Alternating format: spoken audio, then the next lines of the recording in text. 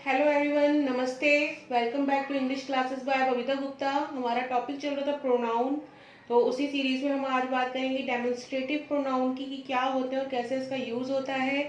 और इससे पहले अगर आपने मेरे चैनल को लाइक सब्सक्राइब नहीं किया तो चैनल को लाइक सब्सक्राइब जरूर करें और बेल आइकन को दबाना ना भूलें। रेड कलर में सब्सक्राइब लिखा होता है, उसको सब्सक्राइब जरूर करें चैनल को। और हॉक्स एजुकेशनल इंस्टीट्यूट डाल के आप मेरे वीडियोस सर्च कर सकते हैं, आपको वीडियोस भी मिल जाएंगे। ये इंग्लिश के में मैं आपको आपके साथ articles, sentence, types of sentence, types of articles, nouns, type of nouns, ये सारे मैं आपके साथ उनके यूजेस कैसे कैसे होते हैं ये सब मैं आपके साथ शेयर कर चुकी हूँ। तो इन वीडियोस को देखने के लिए आप सर्च कर सकते हैं हॉक्स एजुकेशनल इंस्टीट्यूट डालकर आप सर्च कर सकते हैं, या फिर इंग्लिश क्लासेस पर आप बबीता गुप्ता आप डालेंगे तो तब भी आपको मिल जाएगा। ठीक है ना। तो चलिए उसी सीरीज में अब हम आगे बढ़ते हैं। हमारा प्रोनाउन जो चल रहा था उसमें आज हम बात करेंगे डेमोन्स्ट्रेटिव प्रोनाउन की। डेमोन्स्ट्रेटिव प्रोनाउन क्या होता है, इससे पहले मैं आपके साथ personal pronoun, possessive pronoun, indefinite pronoun, relative pronoun, intensive pronoun और रिफ्लेक्सिव प्रोनाउन शेयर कर चुकी हूँ कि क्या होते हैं और किस तरीके से उनका यूज होता है। और अगर आपको इन सबको देखना है तो आप इनको ऐसे सर्च कर सकते हैं, नाम डाल के भी आप सर्च कर सकते हैं। जैसे कि अगर आपको पर्सनल प्रोनाउन देखना है तो personal pronoun classes by English classes by Babita Gupta आप सर्च कर सकते हैं। ठीक है ना। हॉक्स एजुकेशनल इंस्टीट्यूट डाल सकते हैं साथ में, तो आपको ये सारे मतलब मिल जाएगा। ठीक है कंटेंट। तो चलिए हम अब आगे बात करते हैं कि डेमोन्स्ट्रेटिव प्रोनाउन क्या होता है, इसकी डेफिनेशन क्या होती है। डेफिनेशन का मतलब क्या होता है, परिभाषा। और एक चीज मैं और क्लियर कर दूं, ये जो हम पढ़ रहे हैं ना ये सभी के लिए है। देखिए जो बिगिनर्स हैं, जिनको इंग्लिश नहीं आती बोलनी, वो पढ़ना चाहते हैं, सीखना चाहते हैं, क्योंकि without grammar you can't even imagine the English. Clear. तो आपको ग्रामर को समझना बहुत जरूरी है। और ये सब जो मैं पढ़ा रही हूँ कॉम्पिटिटिव एग्जाम्स में भी आता है। क्यों?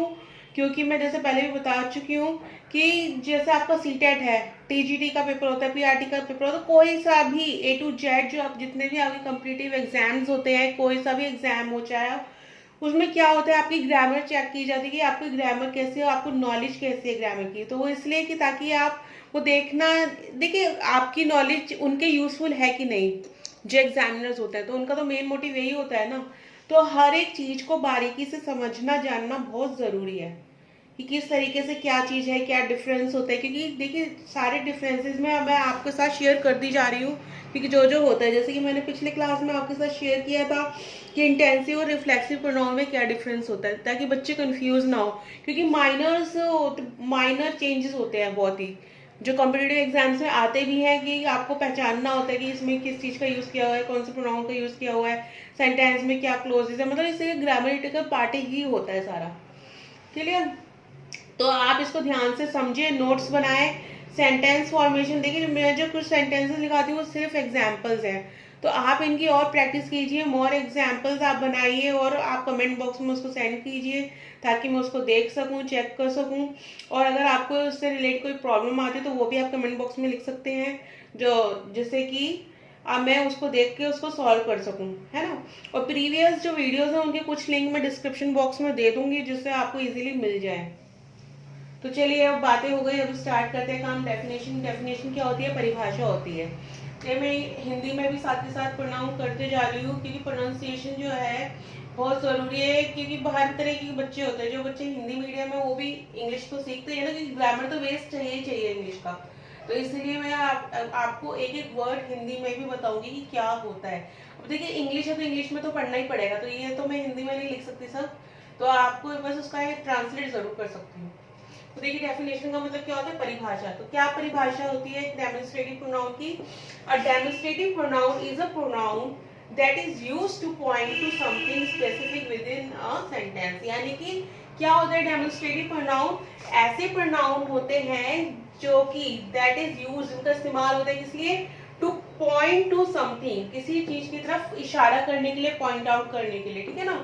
Specific with in a sentence, जो कि स्पेसिफिक होती है सेंटेंस के अंदर, यानी कि एक सेंटेंस के अंदर किसी भी स्पेसिफिक चीज की तरफ इशारा करने के लिए जो प्रोनाउन यूज किए जाते हैं उनको हम क्या बोलते हैं, डेमोन्स्ट्रेटिव प्रोनाउन बोलते हैं। क्लियर। तो ऐसे में कौन कौन से होते हैं, देखिए this, that, these and those, ये चार हम इसमें बात करेंगे। ठीक है ना। डेमोन्स्ट्रेटिव प्रोनाउन होते हैं ये। जैसे कि हम सिंपल फर्स्ट क्लास के बच्चे को भी हम ये चीजें सिखाते हैं क्यों? क्योंकि बेस होता है, वो अगर ये चीजें सीख पाएगा तभी तो वो आगे बढ़ पाएगा ना।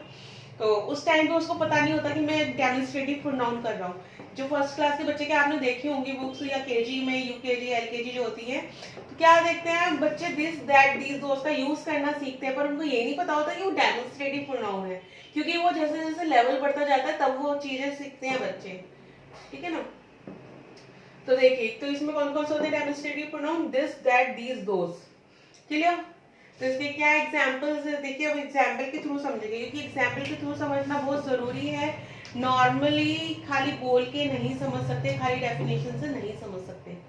तो देखिए फर्स्ट एग्जाम्पल क्या है हमारा, दिस इज नॉट माइन, यानी दिस का यूज का यहाँ पे, दिस इज नॉट माइन किसकी नहीं है? मेरी नहीं है। तो किसी तरह इशारा हो रहा है मेरे तरफ कि जो भी चीज है दिस इज नॉट माइन। कहते हैं ना, अगर कोई बुक पड़ी हुई है तो और किसी ने पूछा कि ये बुक आपकी है, इज इट योर्स, तो आप बोलोगे दिस इज नॉट माइन, ये मेरी नहीं है ना, क्लियर।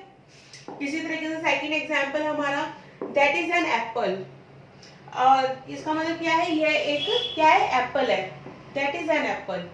अब देखो एक चीज, दिस का मतलब क्या होता है हिंदी में? यह है,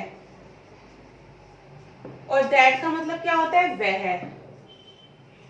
यानी कि ये जो दिस यूज हो रहा है ये पास की चीजों के लिए यूज हो रहा है, दैट किसके लिए यूज हो रहा है? दूर की चीज के लिए यूज हो रहा है, कि वह एक एप्पल है, सेब है, क्लियर। इसके बाद में थर्ड सेंटेंस में देखिए किसका यूज हुआ है? दीज आर माई बुक्स, ये किसकी बुक है? मेरी बुक्स है। अब दीज में दीज का मतलब क्या हो गया? ये है ना, बहुत सारी चीजें जो पास की चीजें हैं, एक से ज्यादा है, तो उसके लिए हम क्या यूज करते हैं? दीज यूज करते हैं। दीज आर माई बुक्स, ये किसकी बुक्स है? मेरी बुक्स है, क्लियर। तो इसी तरीके से ये फोर्थ सेंटेंस मैंने लिया है, those were the most comfortable, वो बहुत ज्यादा कंफर्टेबल थी या थे, किसी भी चीज के लिए हम बोल सकते हैं, किसी पर्सन के लिए बोल सकते हैं, तो यहाँ पे क्या आएगा? वे, clear. These were the most comfortable, वे क्या थे? बहुत ज्यादा कंफर्टेबल थे, आरामदायक थे। अभी किसी चीज के लिए भी हो सकता है, जैसे हम पिलो की बात कर लें, है ना, पिलो के लिए बात हो रही हो, तो इसमें कहाँ यूज हुआ है हमारा? ये रहा दोज। अब देखिए जो दीज और दोज है उसका भी कंसेप्ट यही है, दीज भी पास की चीजों के लिए यूज होता है, पर एक से ज्यादा होनी चाहिए, क्योंकि दिस का यूज हुआ था तो उसमें कहते हैं हम सिंगल चीज के बारे में बात करें किसी भी, और दीज का मतलब हम मोर देन वन चीज के बारे में बात करें, किसी भी चीज के बारे में, जैसे बुक्स है, अब यहाँ पे क्या है? बुक्स एक से ज्यादा है ना, उसकी बात हो रही है, दीज आर माई बुक्स, ये मेरी बुक्स है। इसी तरीके से दोस्त क्या है? एक से ज्यादा के लिए बात हो रही है, कि जो भी कंफर्टेबल था, चाहे वो कोई चीज थी, चाहे वो पर्सन था, तो वो क्या था? एक से ज्यादा थे, क्लियर। तो यहाँ पे इसलिए क्या यूज हो? दोस्त। और ये क्या है? दूर की चीज के लिए, जो हमारे पास नहीं है, दूर है, ठीक है ना, that is far away for us, from us. तो ठीक है, इसके बाद में फिफ्थ सेंटेंस आता है हमारा, I really like this dress. अब देखिए मैंने इसमें बीच में लिया है, I really like this dress, मैं इस ड्रेस को बहुत पसंद करती हूँ। तो अब देखिए दिस की जगह दैट भी हो सकता था, कि मैं उस ड्रेस को बहुत पसंद करती हूँ, या फिर दीज हो सकता था। दीज अगर यहाँ पे होता, अगर यहाँ पे दीज होता तो क्या हो जाता? ड्रेसेस हो जाता, यानी एक से ज्यादा ड्रेसेस है। I really like these dresses, मुझे ड्रेसेस बहुत ज्यादा पसंद है, यानी कि पास की बहुत ज्यादा चीजें के लिए, या और आ बीच में ही रहा है ना। तो जैसे स्टार्टिंग में आ रहा है वो भी मैंने आपको बताया, बीच में कैसे किस तरीके से यूज होता है, कि ऐसा नहीं है कि इस सेंटेंस के स्टार्टिंग में यूज हो रहा है तभी वो डेमोन्स्ट्रेटिव प्रोनाउन है, अदरवाइज वो नहीं होगा, बट ऐसा नहीं होता, ठीक है ना, बीच में भी आ सकता है। जैसे मैंने ये एग्जाम्पल लिया, इसमें दीज की जगह आप दैट यूज कर सकते हैं, दैट ड्रेस। इसी तरह दिस ड्रेसेस की जगह दोस ड्रेसेस हो सकता है, क्लियर। तो ये यूज था हमारा डेमोन्स्ट्रेटिव प्रोनाउन का, इनको आप पढ़िए, समझिए और ध्यान से पढ़िए बिल्कुल, क्योंकि क्या होता है इसमें कंफ्यूज हो जाते हैं, दिस और डीज में कंफ्यूज हो जाते हैं बच्चे, दैट और दोज में कंफ्यूज हो जाते हैं, दीज और दोज में कंफ्यूज हो जाते हैं। तो कंफ्यूज नहीं होना है, हमें एक एक माइनर पॉइंट को पढ़ना है, उसको समझना है और उसका यूज करना है। जैसे कि मैंने अपनी पिछली क्लासेस में भी बताया था कि ये सिर्फ नोटबुक में लिखने के लिए नहीं है, you have to use that in your daily routine, daily life, clear. तो आप इसको पढ़िए, समझिए और सेंटेंस बनाइए। कमेंट बॉक्स में से आप मुझे सेंड कर सकते हैं सेंटेंस बना के। और कोई प्रॉब्लम हो, जैसे बताया कि अगर कोई प्रॉब्लम हो वो भी आप कमेंट बॉक्स में लिख मुझे बता सकते हैं कि आपको कुछ चीज़ समझने में आ रही है, तो मैं वो चीज़ को डेफिनेटली क्लियर करूँगी। ठीक है। और ये जो मैं आपके साथ नॉलेज शेयर कर रही हूँ उसको आप दूसरों के साथ भी ज़रूर बांटें, शेयर करें और मेरे चैनल को लाइक सब्सक्राइब ज़रूर करें। तो मिलते हैं नेक्स्ट वीडियो में। नेक्स्ट वीडियो में हम जो इंग्लिश क्लासेस के वीडियोस होंगे उसमें हम बात करेंगे इंटेरोगेटिव